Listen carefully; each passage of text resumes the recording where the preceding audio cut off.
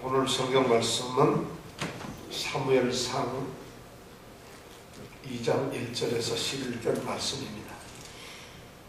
오늘 이 말씀은 한나의 기도, 한나가 기도하는 건데 최경옥 집사님이 나와서 마이크대로 이거 한번 읽으시겠어요? 한나가 기도하여 가로되 내 마음이 여호와를 인하여 즐거워하며 내 뿔이 여호와를 인하여 높아졌으며 내 입이 내 원수들을 향하여 크게 열렸으니 이는 내가 주의 구원을 인하여 기뻐함이니이다. 여호와와 같이 거룩하신 이가 없으시니 이는 주밖에 다른 이가 없고 우리 하나님 같은 반석도 없으심이니이다. 심히 교만한 말을 다시 하지 말 것이며 오만한 말을 너 입에서 내지 말지어다. 여호와는 지식의 하나님이시라 행동을 달아보시느니라. 용사의 활은 꺾이고 넘어진 자는 힘으로 띠를 띠도다. 유족하던 자들은 양식을 위하여 품을 팔고 줄이던 자들은 다시 줄이지 않도다. 전에 잉태치 못하던 자는 일곱을 낳았고 많은 자녀를 둔 자는 쇠약하도다. 여호와는 죽이기도 하시고 살리기도 하시며 음부에 내리게도 하시고 올리기도 하시는도다. 여호와는 가난하게도 하시고 부하게도 하시며 낮추기도 하시고 높이기도 하시는도다. 가난한 자를 진토에서 일으키시며 빈핍한 자를 거름더미에서 드사 귀족들과 함께 앉게 하시며 영광의 위를 차지하게 하시는도다. 땅의 기둥들은 여호와의 것이라 여호와께서 세계를 그 위에 세우셨도다.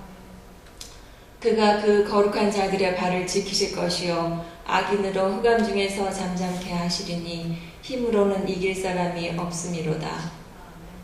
여호와를 대적하는 자는 산산이 깨어질 것이라 하늘 우레로 그들을 치시리로다. 여호와께서 땅 끝까지 심판을 베푸시고 자기 왕에게 힘을 주시며 자기의 기름 부음을 받은 자의 뿔을 높이시리로다 하니라. 엘가나는 라마의 자기 집으로 돌아가고 그 아이는 제사장 엘리 앞에서 여호와를 섬기니라. 아멘. 오늘 한나의 기도에 대해서 우리가 지난주에 잠깐 생각을 했습니다만은 마저 또 생각을 해보려고 합니다. 이 한나의 기도는 한나가 이제 사무엘을 엘리 제사장 앞에서 이제 하나님께 바치고 나실린으로 바치고 그리고 난 다음에 찬양을 하는 내용을 이 사무엘상 2장에서 기록을 해두고 있습니다. 그러니까 이 찬양은 하나님께 받은 아들을 바치고 난 다음에 자기의 신앙을 고백하는 것입니다. 그래서 오늘 보니까 내가 이런 말씀을 하는데 실제로 이 말씀을 잘 읽어보면은 한나 자신의 이 형편이나 사정을 이야기하는 것도 있지만은 사실은 또 이스라엘 이 상황, 나라를 생각하면서 또 이렇게 기도를 하고 있는 것으로 이 두 가지 의미를 우리가 가질 수가 있습니다. 한나가 아기를 못 가져서 고통스러워하고 비참하던 삶에서 하나님께서 돌아보셔서 이제 아이를 갖게 되고 그 사무엘을 하나님께 드리면서 이제 더 이상 자기가 수치나 부끄러움을 당하지 않게 되었다는 그 말이나 또 이스라엘이 이제 장차 지금은 비록 참 힘들고 어렵게 또 그리고 옳지 못하게 살아가지만 하나님께서 어느 순간 이스라엘을 붙들고 일으켜 세우시면은 모든 사람, 모든 나라들 앞에서 이스라엘이 창대하게 될 것이라는 그런 내용을 지금 이렇게 기도를 하고 있습니다. 우리가 한나의 이 기도를 잘 살펴보면은 아주 중요한 몇 가지를 우리가 찾아볼 수가 있습니다. 처음에 나오는 말씀이 뭐냐면 자기가 처한 환경, 하나님께서 주신 은혜에 대한 감사를 먼저 하나님께 올려드리고 그 다음에 기도 내용은 하나님이 어떤 분이신가 하는 것을 찬양을 합니다. 그 다음에 그 하나님께서 무슨 일을 하실 것, 하나님이 하시는 일, 능력이 어떤 것인가를 또한 찬양을 하고 그 다음에 제일 마지막으로는 그러한 능력과 그러한 일을 하실 분이 신실하게 하나님의 백성들을 돌보실 것이라는 것을 기도로 하면서 마칩니다. 그래서 그런 내용을 우리가 한번 오늘 잘 생각을 해봤으면 좋겠습니다. 그래서 이 찬양과 기도를 우리가 어떻게 하면 정말 하나님이 기뻐하시는 그런 찬양이 될까 하는 기도가 될까 하는 것을 오늘 말씀을 통해서 우리가 한번 생각해 보려고 합니다. 우리가 신앙생활을 하면서 보면은 하나님을 바로 아는 것이 너무 소중합니다. 우리는 하나님을 경배하고 하나님을 섬기는 사람들입니다. 주님을 믿는 사람들이죠. 그러니까 우리가 주님을 믿고 하나님을 섬기는 사람들이기 때문에 하나님을 제대로 알아야만 우리가 섬기는 일이 제대로 된다는 것입니다. 주님을 올바로 알아야만 우리의 신앙이 올바른 자리에 세워질 수가 있습니다. 그냥 하나님을 우리 마음대로 생각하면은 그 하나님은 본래 계시는 하나님이 아니라 내 마음대로 생각한 어떤 만들어낸 하나님이 되고 맙니다. 그래서 신앙은 어떻게 하느냐? 성경 말씀에서 하나님이 자신을 드러냈어요. 이거를 신학적으로 계시한다 이런 말인데 성경 안에다 하나님은 자신을 드러냈습니다. 그래서 하나님께서 하나님을 드러내시지 않으면 이 땅 사람들은 아무도 하나님을 알 수가 없어요. 하나님께서 만약 하나님을 드러내지 않았다면은 우리 세상 사람들은 하나님을 모르고 아마 살았을 것이에요. 근데 하나님께서 자신을 드러내셨거든요. 그러니까 드러내신 하나님, 바로 말씀 속에서 나타난 하나님을 우리가 믿는 것이죠. 말씀을 벗어난 하나님을 믿는 것은 하나님을 믿는 신앙이 아닙니다. 왜냐하면 말씀 밖에서 우리가 하나님을 알 수가 없기 때문입니다.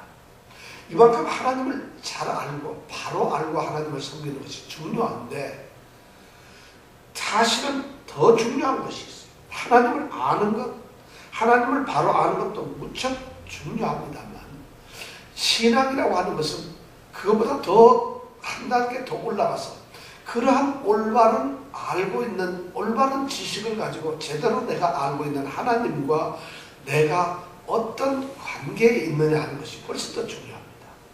우리는 머리로 성경을 공부해서 또는 성경을 열심히 들어서 하나님에 대해서 많이 알 수 있어요. 한 교회 한 10년, 20년만 다니면 앉아서 하나님 얘기하라면 10분, 20분 얼마든지 할 수 있어요. 그것이 중요합니다. 하나님을 아는 것이. 더 중요한 것은 우리는 그러한 하나님을 알기 위해서 신앙을 갖는 것이 아닙니다. 또 그러한 하나님을 바로 아는 것에서 멈추기 위한 것이 우리의 신앙이 아닙니다. 우리의 신앙은 어떤 지식을 갖는 것이 아니라 우리의 신앙은 생활을 하는 것입니다. 그러니까 바로 아는 그 하나님과 내가 어떤 관계에 있느냐, 이것이 중요합니다. 하나님을 알면 함부로 할 수가 없죠. 나의 하나님을 알고 성경에 있는 분을 알게 되면은 우리가 행동을 함부로 할 수 없어요. 그렇다면 그 사람은 하나님을 올바로 알지 못하는 사람이니까 그렇습니다. 그래서 하나님과 어떤 관계에 있는가, 우리의 믿음은 늘 그것을 점검하고 늘 우리가 확인을 해야 됩니다. 나는 하나님과 어떤 관계에 있는가. 그 관계조차도 착각을 하면은 예수를 믿으면 하나님께서 자녀고 구원을 받았다고 했으니까 나는 그런 상태에 구원을 받은 사람이고 하나님의 자녀다. 이렇게 아는 것, 그것이 중요한 것이 아닙니다. 실제로 자녀답게 사는 것이. 자녀가 얼마나 불황자처럼 사는 사람들이 많아요. 호적에서 파벌을 써놓고 자녀라고 있긴 있는데 나 그거 내 아들 아니다. 이런 사람들 많잖아요. 바로 어떤 관계 속에서 정말 아는 대로 살아가느냐 하는 것이 중요한 것인데 오늘 한나라고 하는 이 여인이 바로 그런 신앙을 가지고 있다는 것이. 하나님을 제대로 알고 또 하나님과 바른 관계 속에 있었어요. 한나가 너무 열심히 간절히 기도했기 때문에 하나님이 사무엘을 주신 것이 아닙니다. 사실은 누가 간절히 기도하고 뭘 하면은 하나님이 너무 간절하니까 내가 복을 내려줘야지. 그러면 세상에 복받지 못할 사람이 아무도 없어요. 간절하게만 하면 되니까. 사실 이 한나는 오늘 우리가 성경 말씀 지난주에 보면은 실로의 예배를 드리러 갈 때 음식을 먹고 난 다음에 홀로 나와서 너무 간절하게 기도를 했어요. 술 취한 여자처럼 오해를 받아가면서까지 기도를 했어요. 그래서 하나님이 들으셨죠. 그러면 하나님께서는 그 한 번 하는 기도를 들으셨을까요? 그렇지 않아요. 아마 아이가 없었으니까 수년간, 몇 년간, 10년이 넘도록 어쩌면 계속 실로에 와서 예배를 드릴 때 한나는 그런 간절한 기도를 드렸을 거예요. 그런데 어느 날 하나님께서 그 기도를 응답하셨어요. 바로 하나님께서 결정을 하신다는 것이에요. 처음 기도할 때 결정을 할 수도 있고 10번째 결정을 할 수도 있고 어쩌면 평생 마지막에 결정을 하실 수도 있고 그 하나님의 응답은 하나님의 권리이고 하나님의 뜻이죠. 그래서 우리는 한나가 열심히 기도하면 기도를 응답받았다 이렇게 이야기를 하는 것이 아니라 우리는 하나님께 열심히 해야 됩니다. 그러나 그 열심히 하나님께서 우리의 응답을 들어주시는 조건이 되는 것은 아니라는 것입니다. 하나님이 하시는 거죠. 그러니까 오늘 이 한나의 기도를 보면은 바로 그런 것을 알 수가 있어요. 오늘 이 기도에 보면은 한나가 기도하여 가로되 내 마음이 즐거워하며 내 뿔이 높아졌다고 이렇게 얘기를 하고 있어요. 1절에 보니까 내 마음이 즐거워하고 내 뿔이 높아졌는데 그리고 내 입이 열렸는데 왜 그렇게 되었을까요? 왜 그랬을까요? 네? 네, 맞습니다. 오늘 성경 말씀을 여러분들 가만히 보면 이런 말씀을 잘 해요. 내 마음이 즐거워하며 그런데 그 가운데 무슨 말이 있어요? 여호와를 인하여. 여호와를 인하여라는 말은 무슨 말이에요? 여호와 때문에 여호와를 통해서 내가 즐거워졌다는 거죠. 우리는 이런 말을 읽어도 무심하게 읽기 때문에 이 말씀이 우리에게 들어오질 않아요. 한나는 지금 자기의 즐거움과 자기의 기쁨과 자기의 뿔이 높아짐과 자기 입이 대적들을 향해서 열려졌다는 그 사실이 단 하나라는 거죠. 하나님 때문에 그렇다는 거죠. 하나님이 그렇게 만들어 주셨다는 것을 좀 고백하고 있는 것이죠. 그런데 우리는 기도할 때 하나님께서 해주시면 뭐 이렇게 얘기를 하는데 그 하나님께 해주시면이라는 말 속에 들어있는 참다운 의미로 우리가 기도를 하지 못해요. 하나님께서 해주시면 할 수 있습니다. 이 얘기는 뭐냐면 하나님은 모든 것을 할 수 있는 분이고 또 하나님은 하나님을 믿는 자들에게는 반드시 해주시는 분이고 이 말을 믿고서 하나님께서 해주시면 이렇게 해야 되는 것인데 이빨은 소리를 하고 있어요. 기도를 하나님이 해주시면 그런데 하나님께서 해주시면 간절함도 없고 하나님이 그렇게 해주실 것이라는 확신도 없이 그냥 그렇게 말을 우리가 한다는 것입니다. 그런데 우리가 그냥 세상을 살면서 어떤 사람이 저 사람이 나한테 돈을 5,000불을 빌려주기만 한다면 이렇게 생각할 때 저 사람이 나에게 이 말이 너무나 소중하게 들려요. 저 사람이 나에게 돈 빌려준다면 그 사람이 머릿속에 확 들어오는 거예요. 저 사람 돈이 있나?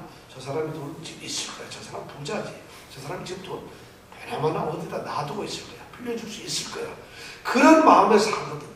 그런데 우리가 기도를 할 때 하나님은 저 사람이라는 생각조차도 거기에도 못 미칠 정도로 우리가 생각을 하면서 하나님께 기도를 한다는 것이. 그러니까 헛기도를 하고 있는 것이. 전혀 하나님을 믿지 않는 것이. 하나님을 두려워하지도 그래서 하나님을 인격적인 하나님으로 우리가 생각을 하지 않는다는 것이에요.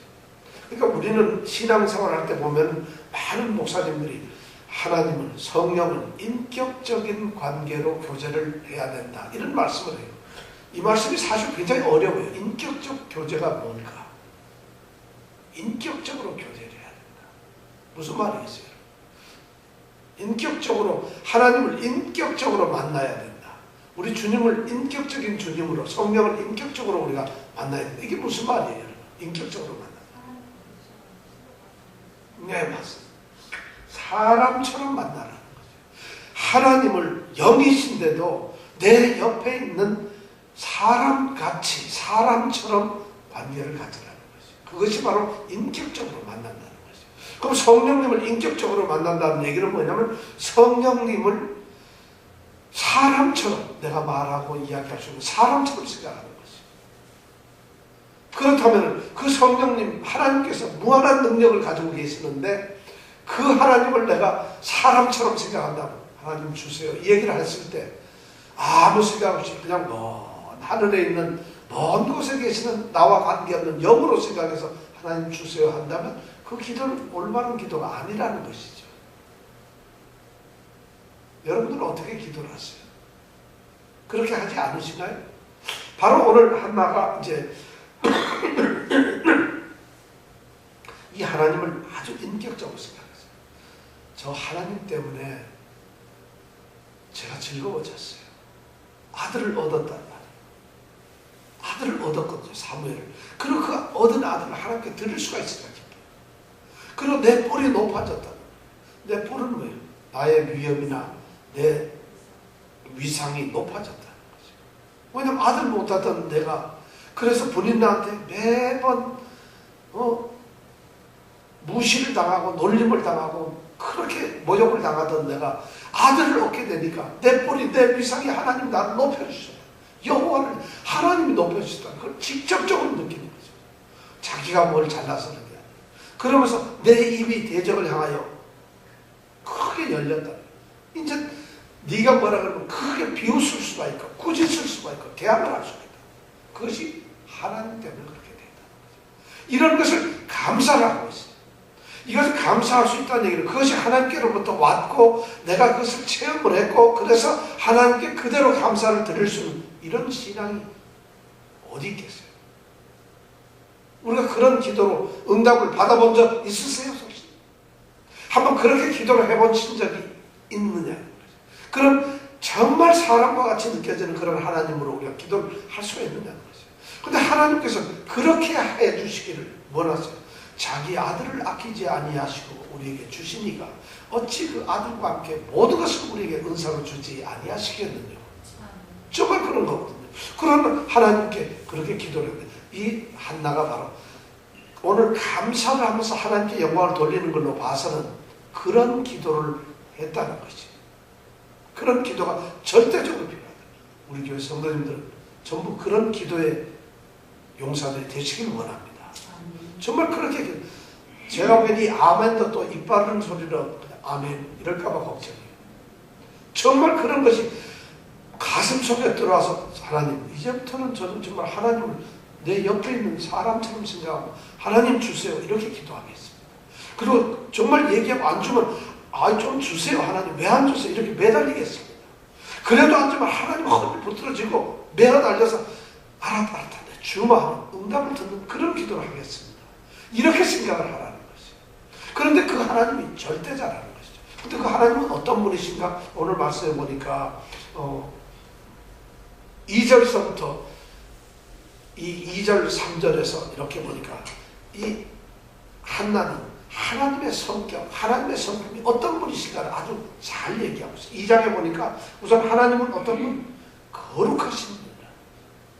하나님은 거룩하시다. 그래서 하나님 같은 분이 이 세상에 없다는 것이에요. 딱 하나님 같은 분은 이 세상에 한 분밖에 없다는 거죠. 근데 그분이 거룩하다니. 거룩이 무슨 말이에요? 거룩. 수염 기르고 이것이 거룩한가요? 네? 높은 거? 거룩은 뭐냐면 구별된다는 거죠. 다르다 이런 말이에요. 거룩하신 분이다 이 말은 다르다 이거예요. 우리는 성도들은 거룩한 삶을 살아야 된다. 이 얘기는 뭐냐면 다르게 살아야 된다는 것이에요. 거룩이라는 말을 우리는 착각을 해가지고 어디 뭐 이상한 데 와서 이렇게 있는 걸 거룩이라고 착각을 하는데 거룩은 그런 뜻이 아니고 다르다는 것이에요. 그러니까 성도들이 거룩하게 살아야 될 오늘도 거룩하게 살게 해주세요. 이 얘기는 뭐냐? 세상 사람들하고 다르게 살게 해주세요. 이런 말이에요. 거룩은 무슨 뜻이다?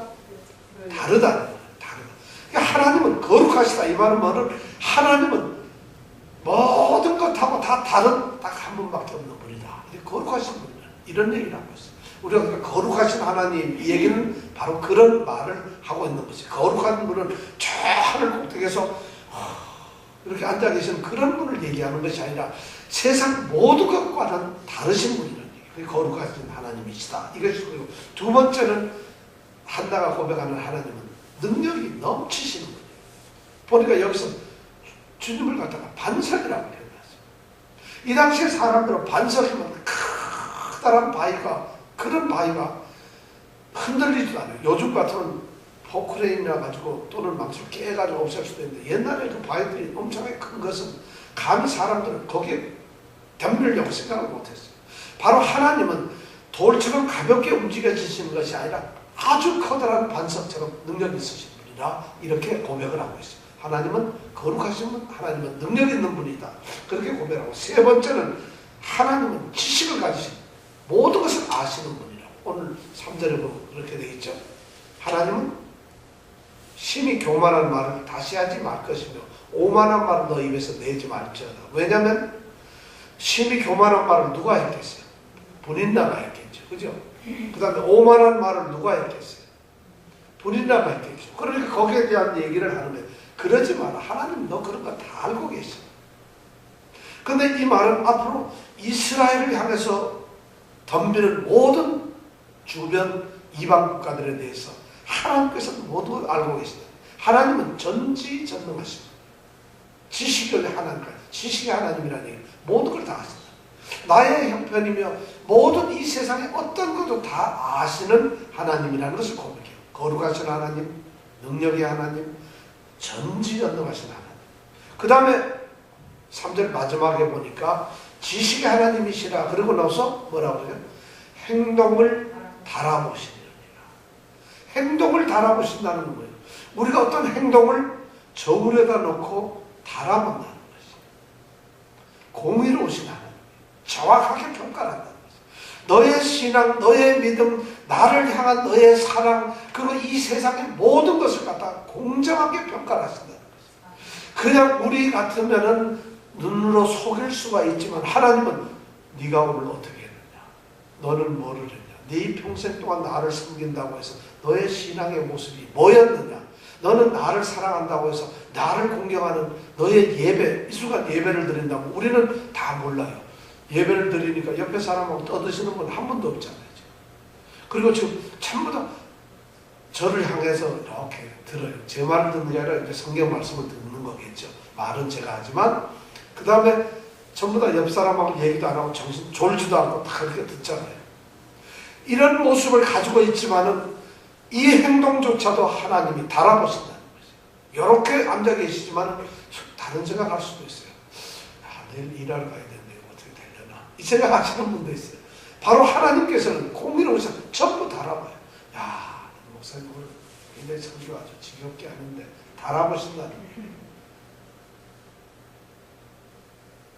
잠깐 딴 생각하면서 마치 우리는, 저도 솔직히 말해서 그런 적 많아요. 왜냐하면 다른 목사님들 설교하실 때 되면은 저는 꼭 절대 이렇게 흔들리질 않아요.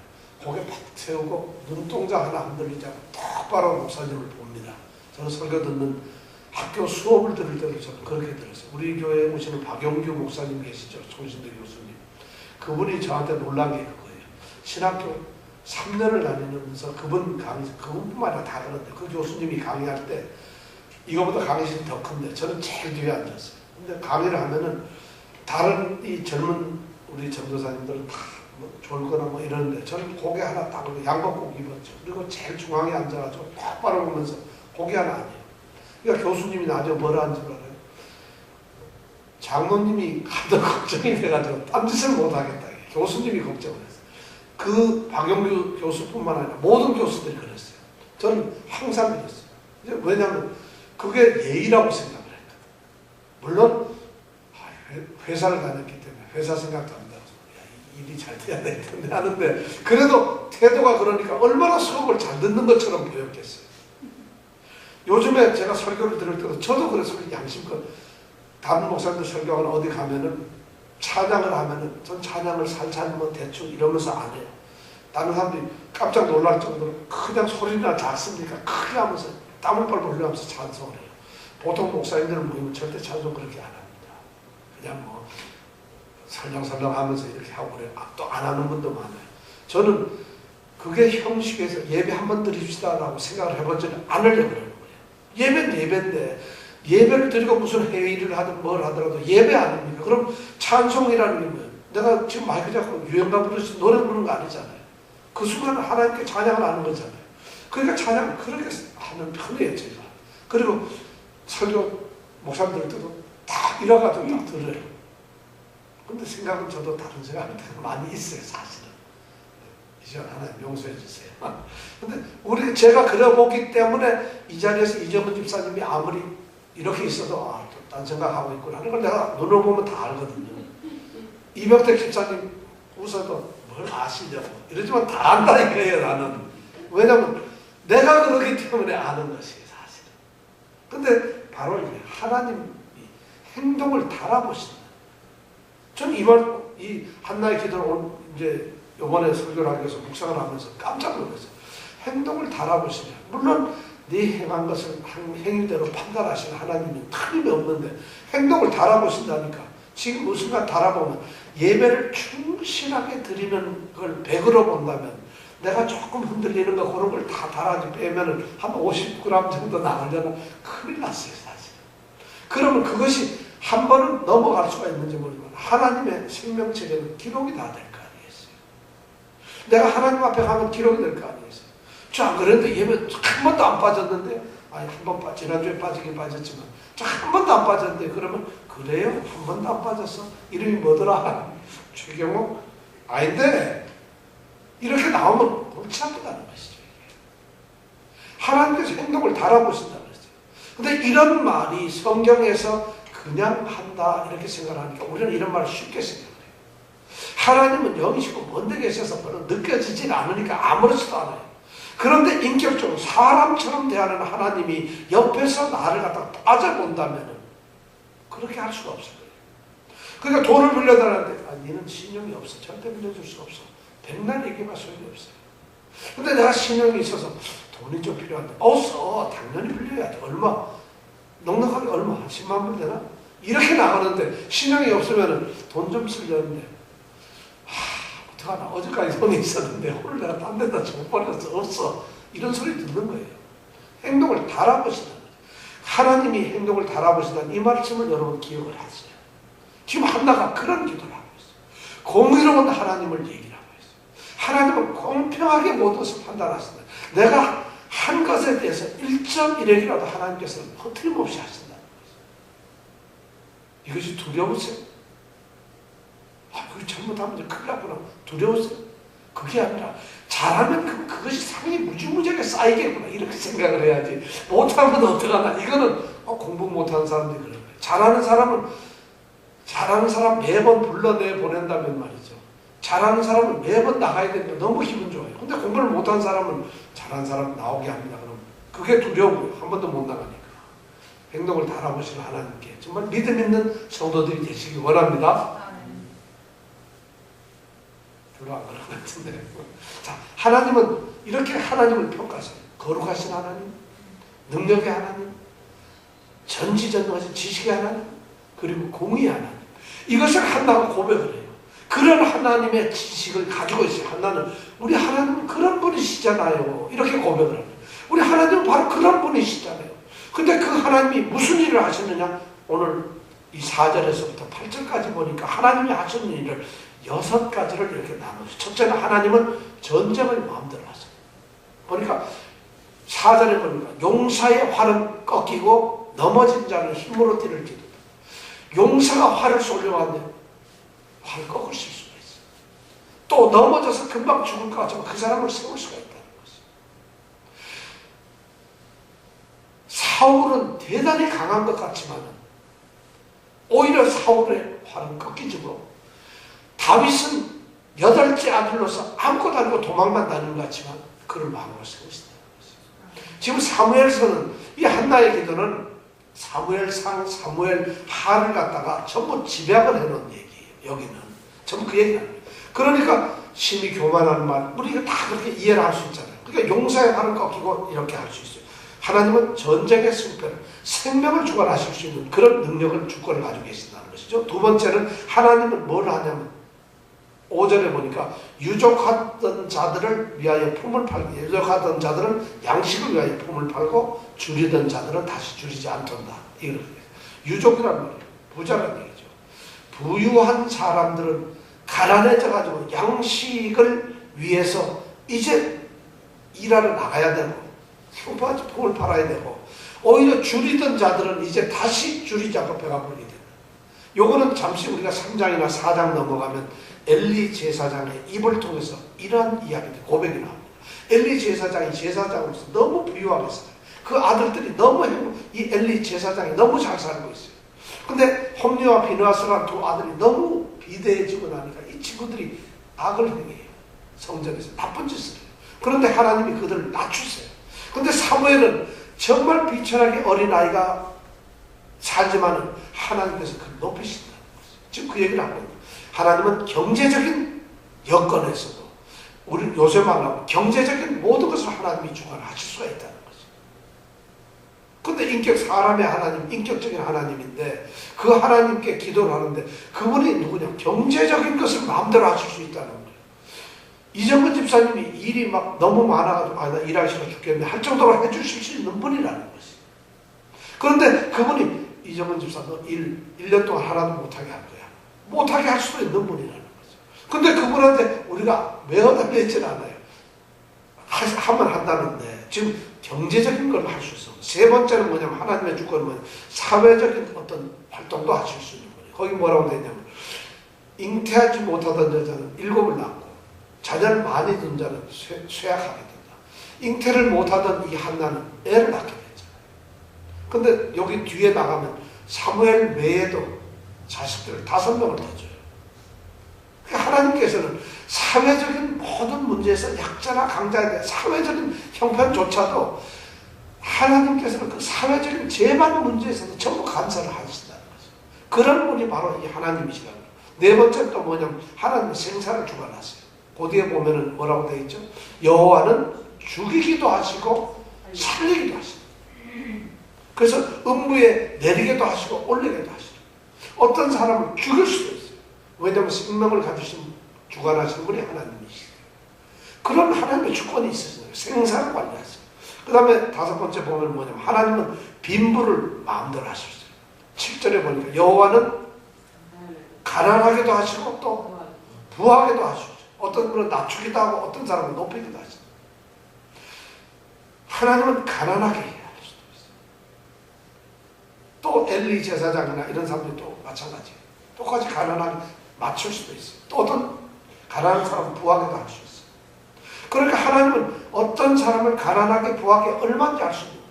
근데 예수를 믿는 사람들, 하나님을 섬기는 사람들은 전부 부자가 돼야 되고 가난한 것은 죄라고 생각하는 그런 말을 퍼뜨리고 그런 것을 선포하는 사람들이 있어요. 하나님을 믿는 사람들이 부유하게 살아야지 가난하게 사는 건 저주다. 가난의 저주를 깨뜨려라. 이렇게 이야기를 하는 많은 목사님들이 있어요. 그분은 사꾼들이에요. 말도 안 되는 소리예요. 성경을 모르시는 분들이에요. 하나님은 부하게 하고 가난하게 할 수도 있어요. 그러니까 얘기는 뭐냐면 하나님을 믿을 때 모두가 부자가 된다는 것이 아니고 안 믿으면 다 가난하게 된다는 그런 것도 아니라는 거죠. 하나님은 그럴 능력이 있으신 그런 주권을 가지고 계시는 분이라는 거예요. 그러기 때문에 우리가 하나님께 매어달리면 그분이 우리를 부유하게 해주실 수가 있다는 것이에요. 그런 능력을 가졌다는 거죠. 그런데 안 해줬어. 그것조차도 하나님의 권리라서 우리가 어쩔 수가 없다는 거죠. 가난하기 때문에 하나님의 저주를 받은 것이 아니고 부유하기 때문에 축복을 받은 것이 아니라는 것이에요. 축복이 저주가 된 사람들 너무 많습니다. 가난하지만 그 가난 속에서 하나님을 찬양하는 축복을 받은 사람이 너무 많아요. 그러니까 이것은 하나님의 권리가 그렇다는 거예요. 그러나 여러분 부자가 되고 싶으세요? 하나님께 기도하세요. 오늘 말씀에 보니까 하나님은 부하게도 하신다고 했는데 여러분들의 간절함이 하나님께 상달되기를 원합니다. 그래서 하나님이 그런 기도를 들으시기를 원합니다.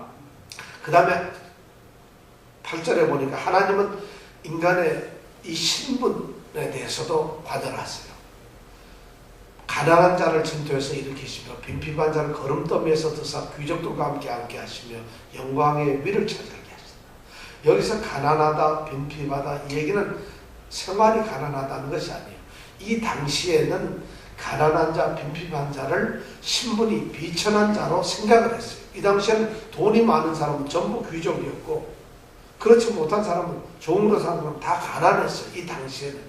그러다가 보니까 가난한 자는 천한 자라는 이런 인상, 이런 그런 의미를 가지고 있었어요. 이 당시에는. 그러니까 시대적으로는 그렇다는 것이죠. 이 얘기는 뭐냐면 하나님께서는 좀 천한 자들을 귀족처럼 높이시고 또 귀족처럼 왕위 있는 자들을 낮추실 수도 있다. 신분을 만들어 하신다. 그러니까 자신의 어떤 명예나 신분을 하나님께서 주관을 하신다는 이런 말씀입니다. 지금 한나는 처음 하나님의 성품 4가지를 말씀하면서 그 다음에 하나님께서 그 성품을 가지시고 하실 수 있는 하나님의 능력을 지금 이렇게 장하신 6가지 전부 세상의 일을 하나님께서 하실 수 있다고 얘기합니다. 그럼 하나님은 이걸 어떻게 하실까? 어떤 사람을 부유하게 해주고 어떤 사람을 가난하게 해주고 하나님 무슨 기준이 있어야 될 거 아니겠어요? 그 하나님의 기준이 바로 뭐냐면 9절 10절에 나오는 말씀이에요. 9절 10절 말씀에 하나님께서 어떻게 그것을 적용을 하시는가? 9절에 보니까 뭐라고 되죠? 그가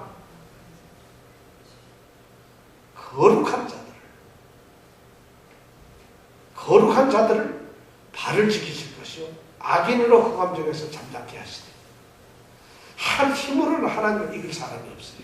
이길 사람이 없어요. 아무도 하나님께 질 수 없어요. 근데 여기 보면 중요한 사람, 거룩한 사람과 악인이 나와요. 거룩한 사람의 반대가 악인이고 악인의 반대가 거룩한. 여기 거룩한 사람은 원어에 보면 신실하다는 말이에요. 신실한 사람. 신실한 사람. 여러분 신실이 뭐예요?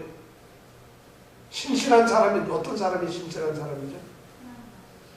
충성되고 신용이 있고 그 다음에 지조가 있고 끈기가 있고 내용이 있고 그 다음에 충성스럽고 사람이 믿음직하고 휘딱휘딱 안 하고 변덕 없고 이런 것을 우리는 일반적으로 신실하다 그래요. 하나님께 그런 사람이에요. 절대 흔들리지 않고 이런 사람을 바로 하나님은 거룩한 사람, 하나님께 구별된 자람, 하나님이 따로 세워놓은 사람이란데 그렇게 거룩한 자, 신실한 자는 하나님이 어떻게 한다고요? 발걸음을 지키죠. 발을 지키죠. 그리고 그렇지 않은 악인은 흑암 중에 어둠 속에 빼들어 버린다. 하나님이 거룩하신 하나님께서 그 모든 일을 능력을 가지고 6가지의 주권을 가지고서 경제적으로 정치적으로 사회적으로 신문적으로 그 다음에 경제 모든 일을 하실 수 있는데 그 하시는 기준이 딱 하나예요. 기준은 딱 하나예요. 네가 신실하냐 네가 악인이냐 신실하냐 이 둘 중에서 신실한 자에게는 하나님께서 발걸음을 지키실 것이고 악인에게는 너는 흑암에나 가 있어라 하고 흑암에 가 있다는 건 참담한 소망이 없는 완전한 그런 것이에요. 그러니까 우리 믿는 사람들은 그런 생각을 해볼 거라서 내가 가난하지만은 흑암에 있지 않을 수가 있어요.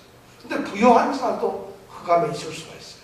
그러나 하나님께서 오늘 여기서 하시는 말씀에는 뭐냐면 네가 신실한 자냐 아니냐를 가지고 판단하신다. 복받기 원하시면 어떻게 해야 되죠? 신실해야 돼요. 회사도 말이죠. 신실하지 않으면 잘라버려요. 이 감원할 때 1순위가 뭐예요? 1순위가 뭔지 아세요? 그 신실의 1순위가 뭐냐면 회사 많이 빠져먹거나 지가 안 사람이에요. 왜냐하면 신실을 평가할 방법이 없어요. 이 친구 툭 하면 뭐 아프다고 빠졌지. 뭐 장모님은 왜 그래 자주 돌아가시는지. 장모님 돌아가셔서 빠졌는데 한 2달 있다가 또 장모님 돌아가셨대요. 이러면 장모님 왜냐하면 만만한 게 없으니까. 뭐 이모님 돌아가셨죠. 그 식구들은 맨날 또 그렇게 자주 빠지는 친구들. 그 다음에 지각하는 친구들. 그 다음에 저녁에 좀 뭐 야근하는데 먼저 미리 가는 친구들. 이런 사람들을 신실하다고 생각을 하지 않아요. 신실하고 충성인데 평가할 방법이 없잖아요. 세상에서는. 회사에서 그렇게 평가하잖아요. 왜냐하면 아무 일을 안 해도 아침 일찍 와가지고 자리 딱 지키고 절대 다른 일 안 하고 시간 딱 끝까지 지키고 이런 사람을 겉으로 보기 신실하고 회사는 그렇게 평가할 수밖에 없잖아요. 회사가 어떻게 하겠어요? 다른 일을 잘하는 건 능력이지만 신실은 그런 거잖아요. 근데 하나님 앞에서 신실은 예배 잘 앉아있고 이런 것이 신실이 아니라는 것이니까. 왜냐하면 하나님은 행동을 바라보시니까. 그러니까 이게 얼마나 힘들겠어요. 근데 이게 얼마나 또 편해요. 잘만 하면 뭐 무조건 100점이에요. 무조건 100점.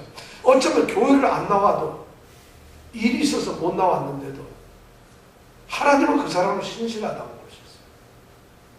근데 하나님께서 저 친구 진짜 신실하다. 왜냐면 교회를 안 나왔는데 잠을 자고 있어요. 참 신실하구나. 이러진 않겠죠. 그죠? 어때요, 여러분? 근데 하나님께서 교회를 안 나왔는데도 어떤 사람을 신실하다고 평가할 수 있는데, 여러분, 신실이라는 게 뭐냐면 하나님과 충성된 마음이에요. 신실. 그래서 바로 이 거룩한 사람들의 발걸음을 지키신다 했어요. 자, 그렇게 했는데 하나님이 이 평가하는 거에 보면은 그 10절에 보면은 여호와를 대적하는 자, 두 가지 중요한 걸 하는데, 여호와를 대적하는 자, 하나님께 대적하고 이런 사람은 어떻게 된다고? 무시무시한 얘기예요. 산산이 깨어진다는 말을 우리말로 하면 뭐죠? 박살난다 이거예요. 박살. 산산이 깨어진다는 박살난다는 이런 말이에요. 하나님을 대적한다는 박살난다 이거예요. 그래가지고 어떻게 되냐면 대적을 하면 그렇게 됩니다. 이게 지금 한나가 기도를 하고 있는 것이에요. 이런 신앙의 고백을 하고 있어요. 그래서 하나님이 우레로, 이건 하나님의 능력을 나타내는 건데, 그래가지고 완전히 깨뜨려버리고 그 사람은 멸망당한다는 것이죠. 이것이 하나님의 평가에 그리고 또 하나의 평가에 그 다음에 보면은 하나님께서 심판을 베푸는데, 그 다음에 보면은 또 하나님께서는 선인에게는, 자기 왕에게는 어떻게? 힘을 주시고, 자기의 기름 부음 받은 자에게 뿔을 높이신다. 자, 한나가 기도할 때 왕이 있었어요, 없었어요? 한나가 지금 기도하는 건, 지금 한나가 살고 있는 시대는 사사기 시대라서 이스라엘 왕이 없어요. 그런데 한나가 기도하기를 자기 왕이라는 말을 써요. 그럼 왕도 없는데 왜 이렇게 말을 썼을까? 아마 이것은 우리가 보기에는 다윗을 예상하면서 이런 예언을 하고 있는 것이죠. 그런데 다윗뿐만 아니라 그 다음에 자기의 기름 부음을 받은 자, 이분은 누굴까요? 사무엘? 바로 예수님을 지금 보고 있는 거예요. 어쩌면 메시아를 생각하고 있는 거예요. 그래서 한나의 기도는 그것보다도 더 높은 것을 지금 보고 있는 이런 신앙을 가지고 있다는 거예요. 한나는. 근데 실제로 우리가 지금 이 보고 있는 이 성경은 히브리어로 되어 있는 마소라 사본이라고 하는 성경을 우리는 보고 있는데, 그 마소라 사본을 헬라어로 번역한 70인역이라고 하는 성경이 또 있어요. 그 성경에 보면 이 9절 다음에 10절에 이런 말을 하나 써놨어요. 70인역에 보면은 9절하고 10절 사이에 이런 표현이 있어요. 제가 한번 읽어볼게요. 주님은 거룩하시다. 지혜로운 자는 자신의 지혜를 자랑하지 못하게 하라. 강한 자는 자신의 힘을 자랑하지 못하게 하라. 부자는 자신의 부를 자랑하지 못하게 하라. 자랑하고 싶다면 하나님을 알고 이해하는 것을 자랑하라. 이 말을 남기고 그녀는 주님 앞에서 물러났다. 이런 것을 마소라 사본은 기억하고 있어요. 맞아. 70인역에서 기록을 하고 있어요. 헬라어로 번역되고, 예수님 당시에는 예수님은 70인역으로 된 이 성경을 읽으셨거든요. 바로 한나의 기도가, 한나가 그런 기도를 하고 있다는 것이에요. 얼마나 하나님 앞에서 겸비한 기도를 하는지 몰라요. 오늘 한나의 기도를 우리가 이렇게 보면서 기도를 어떻게 해야 된다는가, 하나님이 어떤 분이라는 걸 여러분 다 아셨죠?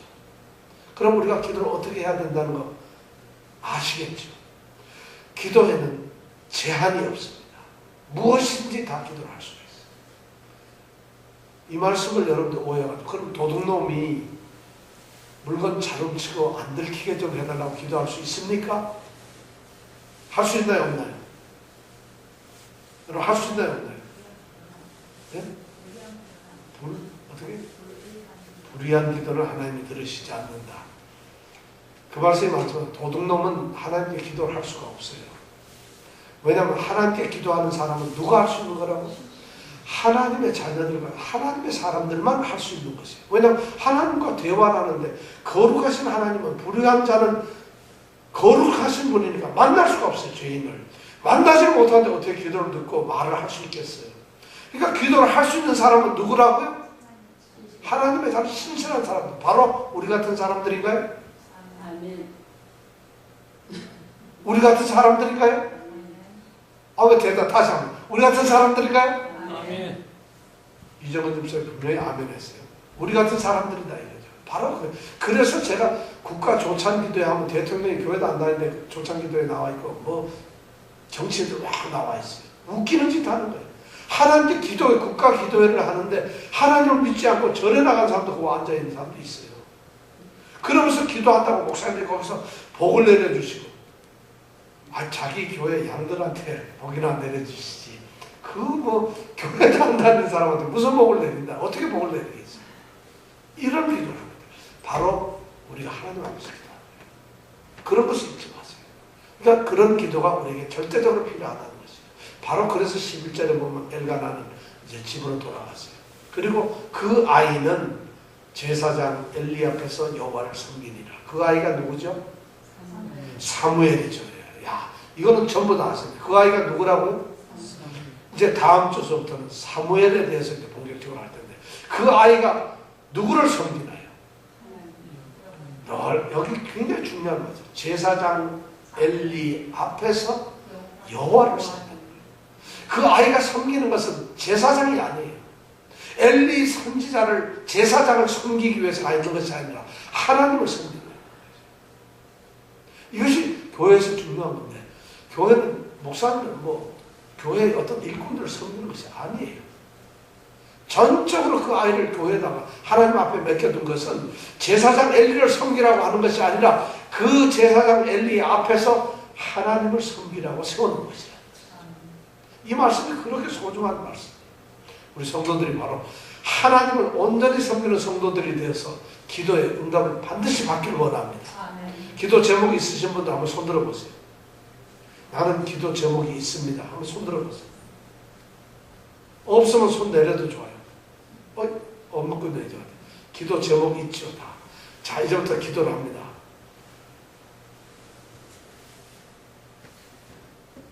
오늘 이 한나의 기도처럼 사람처럼 하나님께서 바로 옆에 계시는 우리의 기도를 들으시는 그분이 바로 하나님이세요. 그 하나님 앞에 근데 그 하나님은 무엇이든지 해줄 수 있는 분이에요.